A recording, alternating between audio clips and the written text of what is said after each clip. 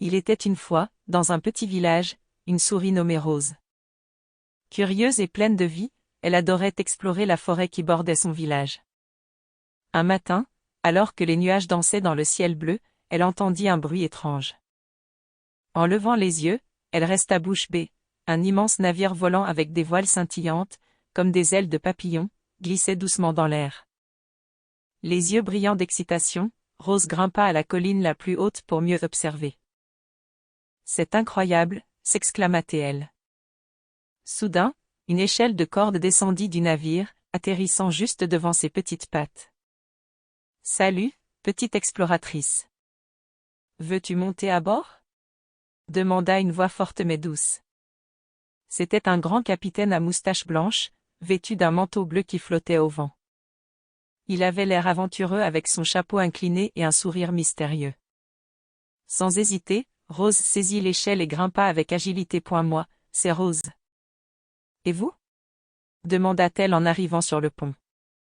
Je suis le capitaine Nimbus, et voici mon navire, l'aile des cieux. J'explore les îles volantes et les cieux infinis. Que dirais-tu de rejoindre mon équipage pour une grande aventure ? Les yeux de Rose brillaient d'excitation. Elle n'avait jamais rêvé de voler dans le ciel.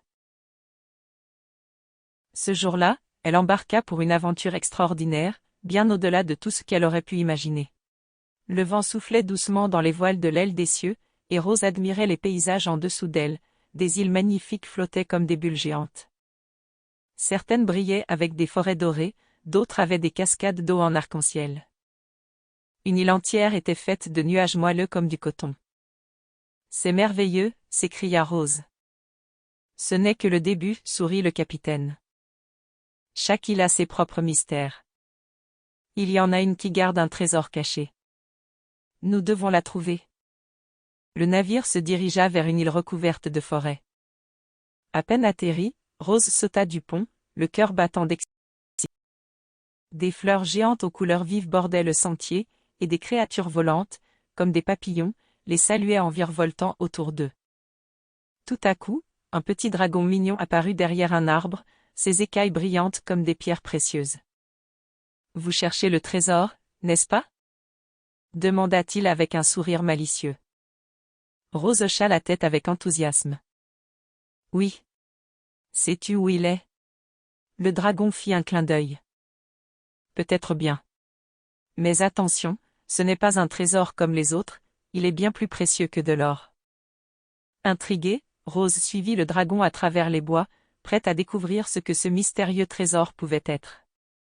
Soudain, une ombre sombre passa au-dessus d'eux. Rose leva les yeux et vit un autre navire volant, beaucoup plus grand et effrayant. Ses voiles noires étaient ornées de crânes peints. C'était un navire de pirates du ciel. « Oh non !» s'écria le capitaine Nimbus.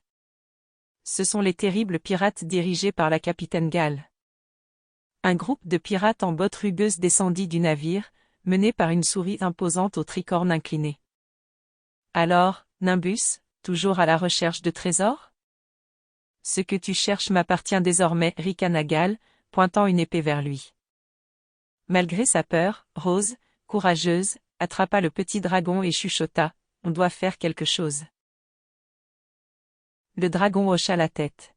« Suis-moi, j'ai une idée. » Pendant que les pirates entouraient le capitaine Nimbus, Rose et le dragon grimpèrent dans un arbre géant.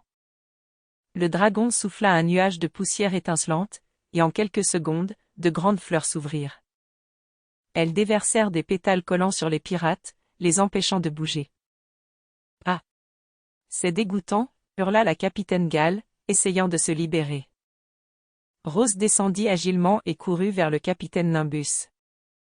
Ensemble, ils remontèrent dans l'aile des cieux. Ne manquez pas les prochaines aventures. Abonnez-vous pour suivre nos histoires enchantées et partager des moments magiques avec vos petits explorateurs.